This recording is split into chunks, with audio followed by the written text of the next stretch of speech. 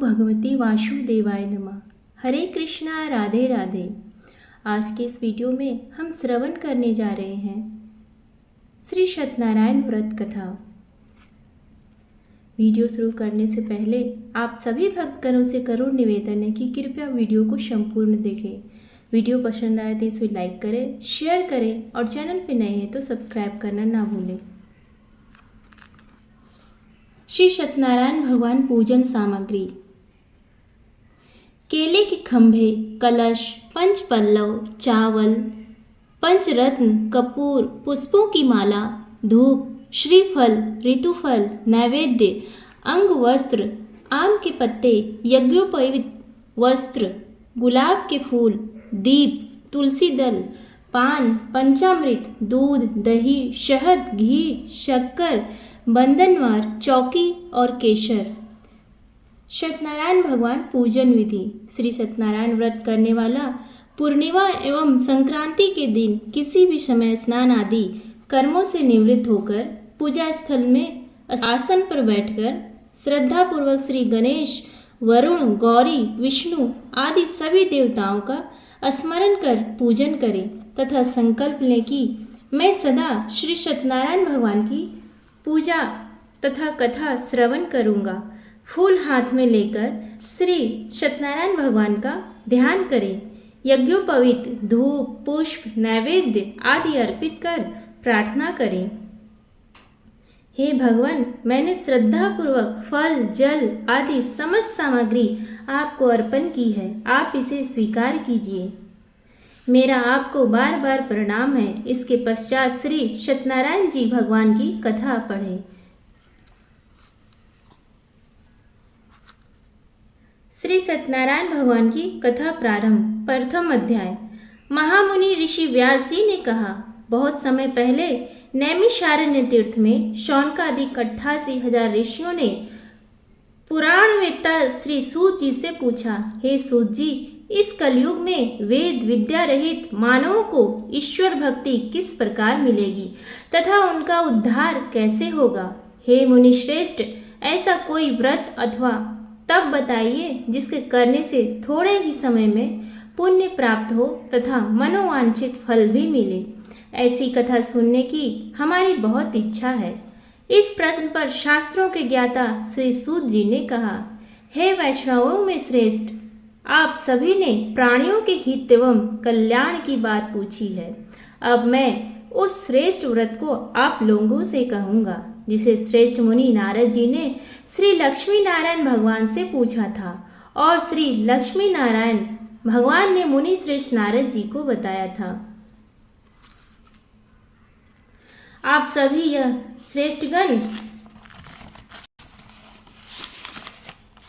कथा को ध्यान से सुने। मुनिनाथ सुनो, यह सत्य कथा सब काल ही होय महासुखदायी, भवताप हरय और मनोरथ पूर्ण करे, सुख संपत्ति की अधिकाई, अति संकट में दुख दूर करे, सब ठौर कुठौर में होत सहाई। भगवान महात्म है, इसमें अपना कली में फल और जनाई। मुनि श्रेष्ठ नारद दूसरों के कल्याण हेतु सभी लोकों में घूमते हुए एक समय मृत्यु लोक में आ पहुँचे। यहाँ बहुत सी योनियों में जन्मे प्रायः सभी मनुष्यों को अपने कर्मानुसार अनेक कष्टों से पीड़ित देखकर उन्होंने सोचा कि किसी यत्न के करने से निश्चय ही प्राणियों के कष्टों का निवारण हो सकेगा। मन में ऐसा विचार कर श्री नारद विष्णु लोक गए। वहाँ श्वेत वर्ण और 4 भुजाओं वाले देवों के ईश नारायण, जिनके हाथों में चक्र, शंख, गदा और पद्म थे तथा वरमाला पहने हुए थे, को देखकर उनकी स्तुति करने लगे। नारद जी ने कहा, हे भगवान, आप अति शक्तिवान हैं। मन तथा वाणी भी आपको नहीं पा सकती। आपका आदि मध्य अंत भी नहीं है। आप निर्गुण स्वरूप सृष्टि के कारण भक्तों के कष्टों को नष्ट करने वाले हो। आपको मेरा शत शत नमन है। नारद जी इस प्रकार की प्रार्थना सुनकर विष्णु भगवान से बोले, हे योगीराज, आपके मन में क्या है? आपका किस कार्य हेतु यहाँ आना हुआ है? निसंकोच कहें। तब मुनि श्रेष्ठ नारद मुनि ने कहा, मृत्यु लोक में सब मनुष्य जो अनेक योनियों में पैदा हुए हैं, अपने अपने कर्मों द्वारा अनेक प्रकार के कष्टों के कारण दुखी हैं। हे स्वामी, यदि आप मुझ पर दया रखते हैं तो बताइए कि उन मनुष्यों के सब कष्ट थोड़े से ही प्रयत्न से किस प्रकार दूर हो सकते हैं। श्री विष्णु भगवान ने कहा, हे नारद, मनुष्यों की भलाई हेतु तुमने बहुत उत्तम प्रश्न किया है। जिस व्रत के करने से मनुष्य मोह से छूट जाता है, वह व्रत मैं तुमसे कहता हूँ, सुनो। अति पुण्य दान करने वाला स्वर्ग एवं मृत्यु लोक दोनों में दुर्लभ एक अति उत्तम व्रत है, जो आज मैं तुमसे कहता हूँ। श्री सत्यनारायण भगवान का यह व्रत विधि पूर्वक विधान पूर्वक संपन्न करने पर मनुष्य इस धरती पर सभी प्रकार के सुख भोग कर मरणोपरांत मोक्ष को प्राप्त करता है। भगवान के ऐसे वचन सुनकर नारद मुनि बोले, हे भगवान, उस व्रत का विधान क्या है, फल क्या है, इससे पहले किसने यह व्रत किया है और किस दिन यह व्रत करना चाहिए, कृपया कर मुझे विस्तार से समझाइए।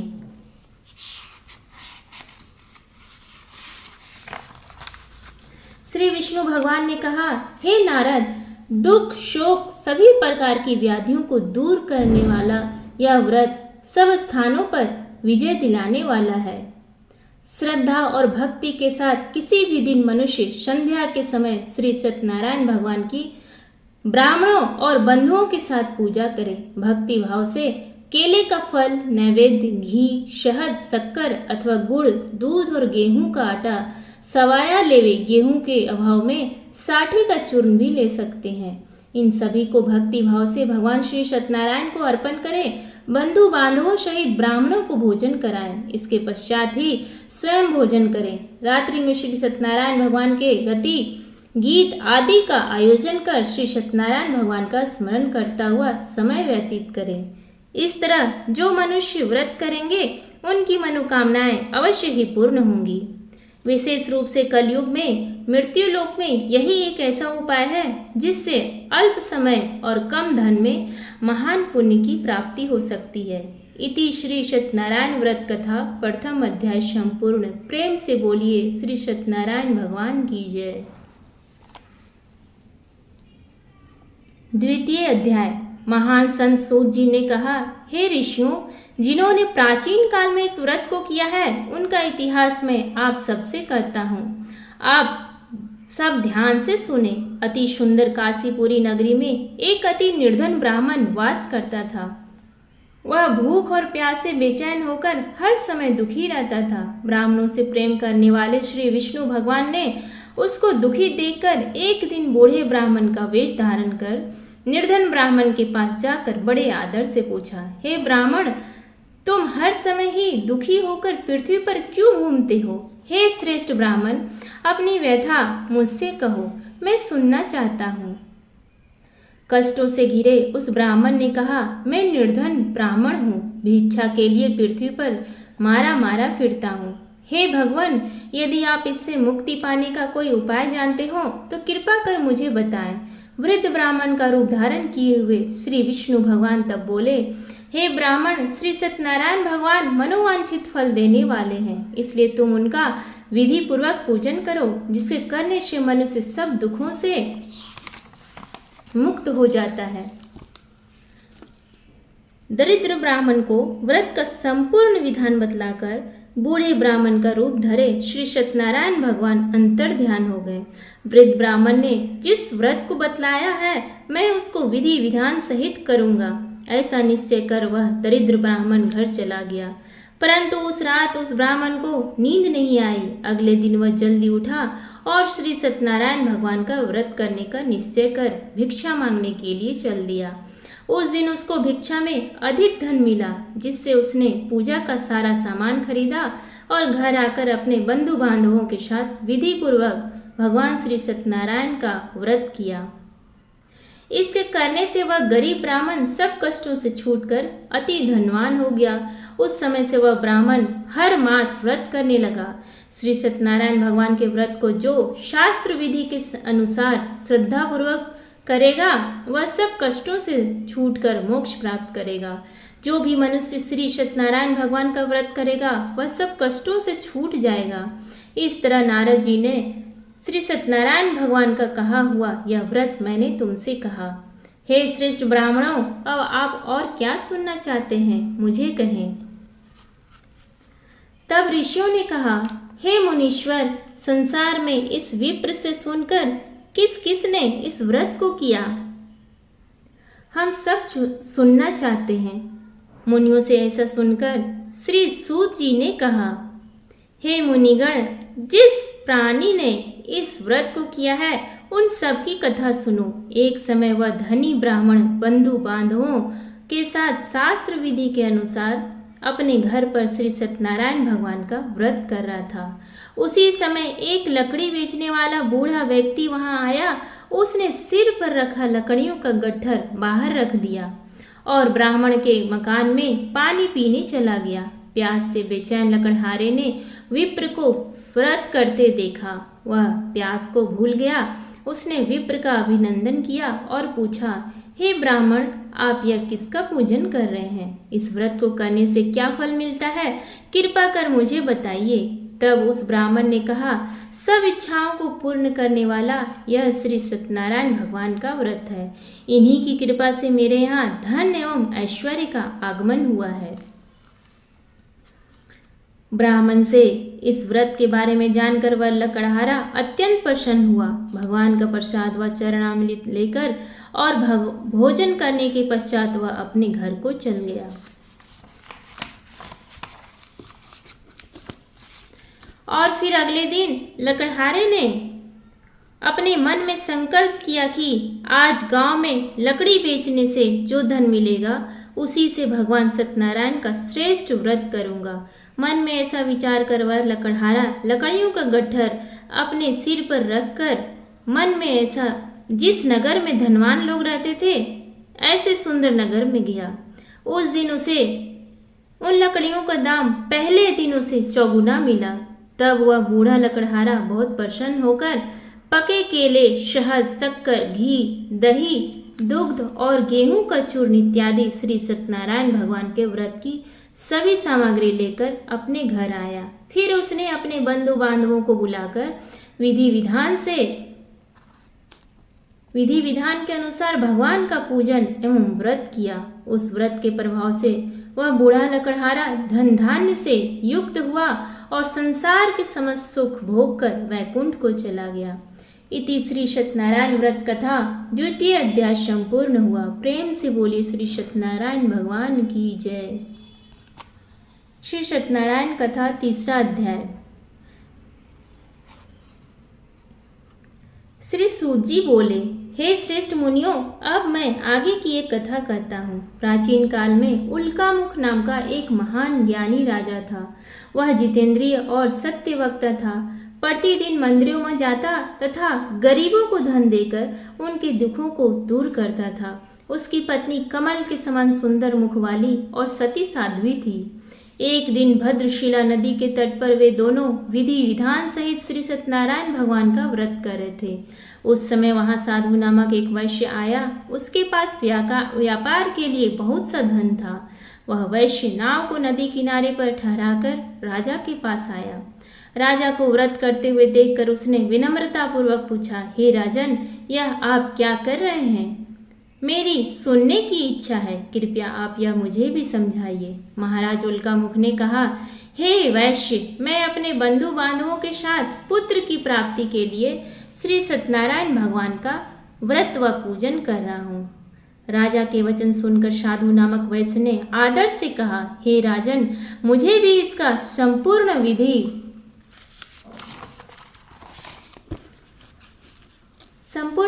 विधान बताएं। मैं भी आपके कहे अनुसार इस व्रत को करूंगा। मेरे भी कोई संतान नहीं है। मुझे विश्वास है इस उत्तम व्रत को करने से अवश्य मुझे भी संतान होगी। राजा से व्रत के सब विधान सुन व्यापार से निवृत्त हो वह वैश्य सुखपूर्वक अपने घर आया। उसने अपनी पत्नी को संतान देने वाले उस व्रत के विषय में सुनाया और प्रण किया कि जब मेरी संतान होगी तब मैं इस व्रत को करूंगा। वैश्य ने यह वचन अपनी पत्नी लीलावती से भी कहे।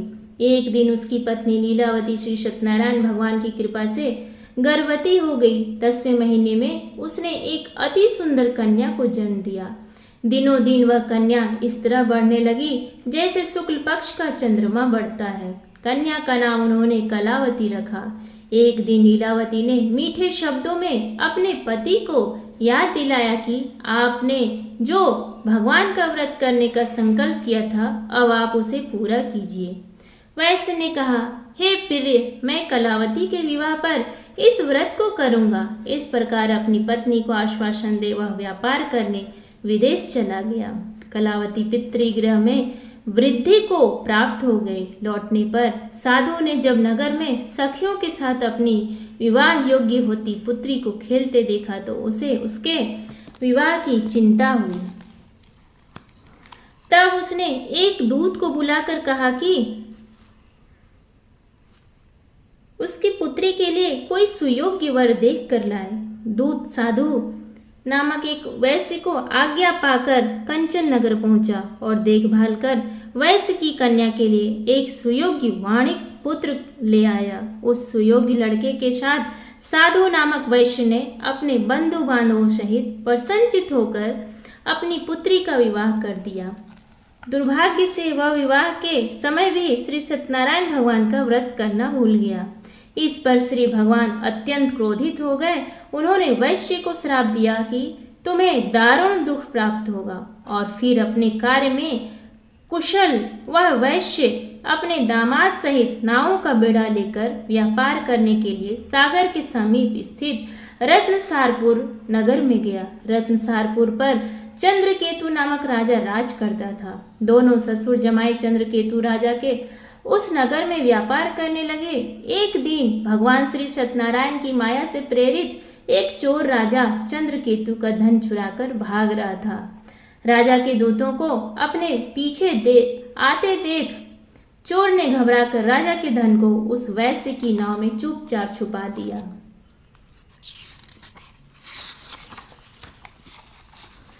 जहां वे ससुर जमाई ठहरे हुए थे और भाग गया। जब राजदूतों ने उस वैश्य के पास राजा के धन को रख देखा तो उन्होंने उन ससुर दामाद को ही चोर समझा। वे उन ससुर दामाद दोनों को बांधकर ले गए और राजा के समीप जाकर बोले, आपका धन चुराने वाले ये दो चोर हम पकड़ कर लाए हैं, देखकर आज्ञा दें।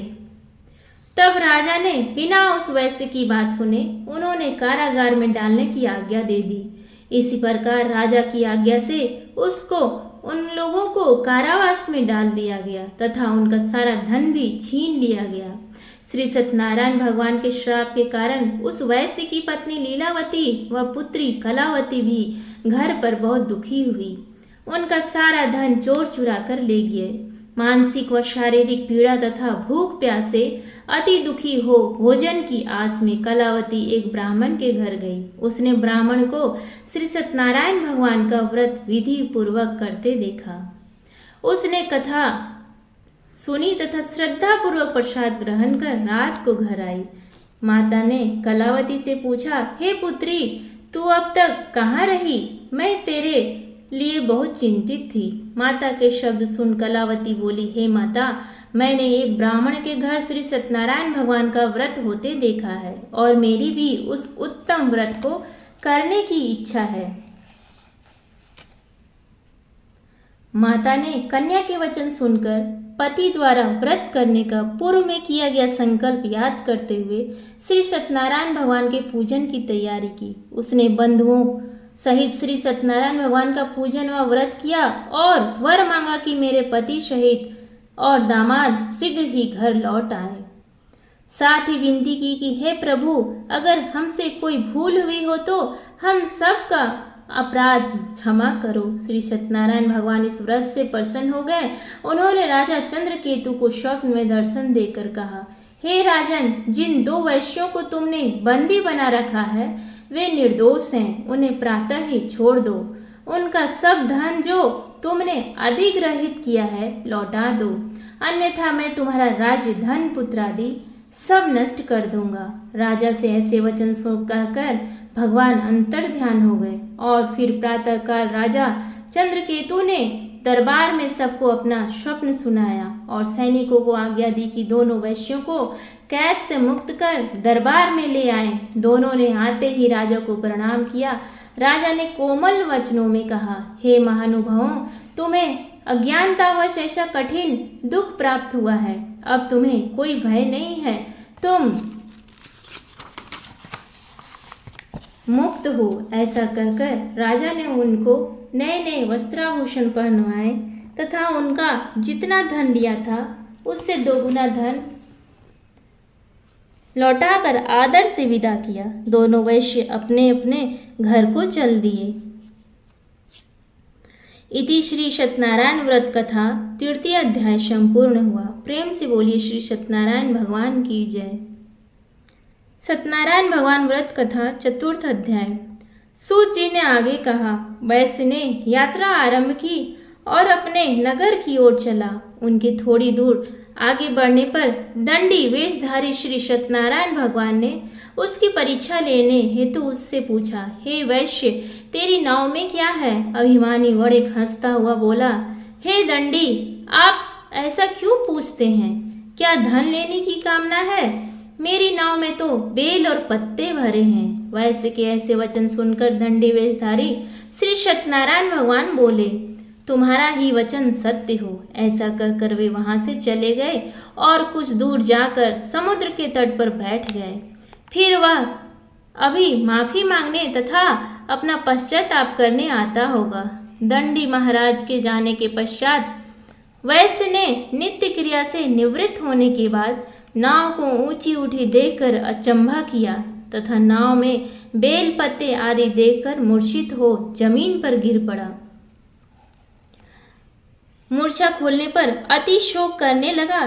तब उसके दामाद ने कहा, आप शोक ना करें, यह दंडी महाराज का श्राप है, अतः हमें उनकी शरण में ही चलना चाहिए, वही हमारे दुखों का अंत करेंगे। दामाद के वचन सुनकर वह वैश्य दंडी भगवान के पास पहुंचा और अत्यंत भक्तिभाव से पश्चाताप करते हुए बोला, मैंने जो आपसे असत्य वचन कहे थे उनके लिए मुझे क्षमा करें। ऐसा कहकर वह शोकातुर हो रोने लगा।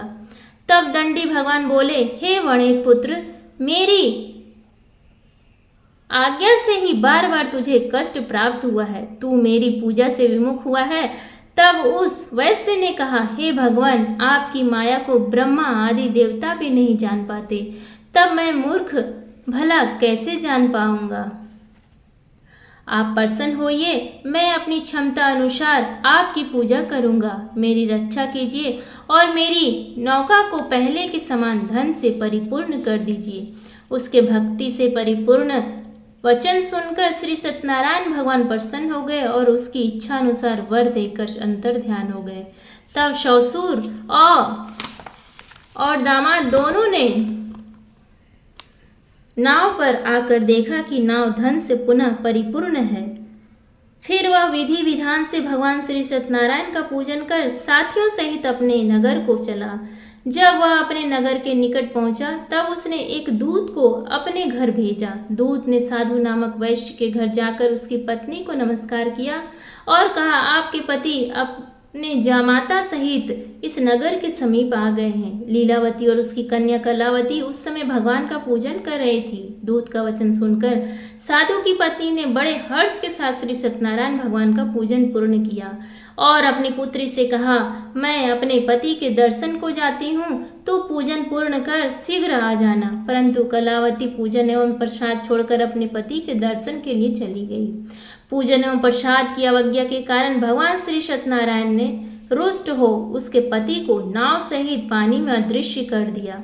कलावती अपने पति को ना पाकर रोती हुई जमीन पर गिर पड़ी। नौका को डूबा हुआ देखकर तथा कन्या को रोती हुई देख साधु नामक वैश्य द्रवित हो बोला, हे प्रभु, मुझसे या मेरे परिवार से अज्ञानतावश जो अपराध हुआ है उसे क्षमा करें। उसके ऐसे वचन सुनकर श्री सत्यनारायण भगवान प्रसन्न हो गए। आकाशवाणी हुई, हे वैश्य, तेरी पुत्री मेरा प्रसाद छोड़कर आई है, इसलिए इसका पति अदृश्य हुआ है। यदि वह घर जाकर प्रसाद ग्रहण कर लौटे तो इसे इसका पति अवश्य मिलेगा। आकाशवाणी सुनकर कलावती ने घर पहुंचकर प्रसाद ग्रहण किया और फिर आकर अपने पति को पूर्व रूप में पाकर वह अति प्रसन्न हुई तथा उसने अपने पति के दर्शन किए। तत्पश्चात साधु वैश्य ने वहीं बंधु बांधवों सहित भगवान श्री सत्यनारायण का विधि पूर्वक पूजन किया। वह इस लोक के सभी प्रकार के सुख भोग कर अंत में मोक्ष को प्राप्त हुए। इति श्री सत्यनारायण व्रत कथा चतुर्थ अध्याय संपूर्ण हुआ। श्री सत्यनारायण भगवान पंचम अध्याय। श्री सूत जी बोले, हे ऋषिगण, मैं एक और कथा कहता हूँ, आप सभी ध्यान से सुनो। सदा प्रजा के लिए चिंतित तुंगध्वज नाम का एक राजा था। उसने भगवान सत्यनारायण का प्रसाद त्याग कर बहुत कष्ट पाया। एक समय राजा वन में वन्य पशुओं को मारकर वड़ के वृक्ष के नीचे आया। वहां उसने ग्वालों को भक्ति भाव से बंधु बांधवों सहित श्री सत्यनारायण जी का पूजा करते देखा, परंतु राजा देखकर भी अभिमान के कारण ना तो वहां गया और ना ही श्री सत्यनारायण भगवान को नमस्कार ही किया। जब ग्वालों ने भगवान का प्रसाद उसके सामने रखा तो वह प्रसाद छोड़कर अपने नगर को चला गया। नगर में पहुंचकर उसने देखा कि उसका सारा राज्य नष्ट हो गया है। वह समझ गया कि यह सब भगवान श्री सत्यनारायण ने रुष्ट होकर किया है। तब वह वन में वापस आया और ग्वालों के समीप जाकर विधि पूर्वक पूजन कर प्रसाद ग्रहण किया। तो श्री सत्यनारायण भगवान की कृपा से सब कुछ पहले जैसा ही हो गया और लंबे समय तक सुख भोगकर मरणोपरांत वह मोक्ष को प्राप्त हुआ। जो मानव इस श्रेष्ठ दुर्लभ व्रत को करेगा, श्री सत्यनारायण भगवान की कृपा से उसे धन धान की कोई कमी नहीं होगी। निर्धन धनी और बंदी बंधनों से मुक्त होकर निर्भय हो जाता है। संतानहीन को संतान प्राप्त होती है तथा सब इच्छाएं पूर्ण कर अंत में वह वैकुंठ धाम को जाता है। अब उनके बारे में भी जानिए जिन्होंने पहले इस व्रत को किया। अब उनके दूसरे जन्म की कथा भी सुनिए। सतानंद नामक वृद्ध ब्राह्मण ने सुदामा के रूप में जन्म लेकर श्री कृष्ण की भक्ति एवं सेवा कर वैकुंठ प्राप्त किया। उल्का मुख नामक महाराज राजा दशरथ बने और श्री रंगनाथ का पूजन कर मोक्ष को प्राप्त हुए। साधु नाम के वैश्य ने धर्मात्मा व सत्य प्रतिज्ञ राजा मोरध्वज बनकर अपने पुत्र को आरे से चीर कर बैकुंठ धाम प्राप्त किया। महाराज तुंगध्वज स्वयंभू मनु बने। उन्होंने बहुत से लोगों को भगवान की भक्ति में लीन कराकर बैकुंठ धाम प्राप्त किया। महाराज तुंगध्वज स्वयंभू मनु बने। उन्होंने बहुत से लोगों को भगवान की भक्ति में लीन कराकर बैकुंठ धाम प्राप्त किया। लकड़हारा अगले जन्म में गुह नामक निषाद राजा बना, जिसने राम के चरणों में की सेवा कर अपने सभी जन्मों को संवार लिया। इति श्री सत्यनारायण व्रत कथा पंचम अध्याय संपूर्ण हुआ। प्रेम से बोलिए श्री सत्यनारायण भगवान की जय। उम्मीद है आपको आज का ये वीडियो पसंद आया तो प्लीज़ वीडियो को लाइक करें, शेयर करें और चैनल पे नए हैं तो सब्सक्राइब करना ना भूलें। धन्यवाद।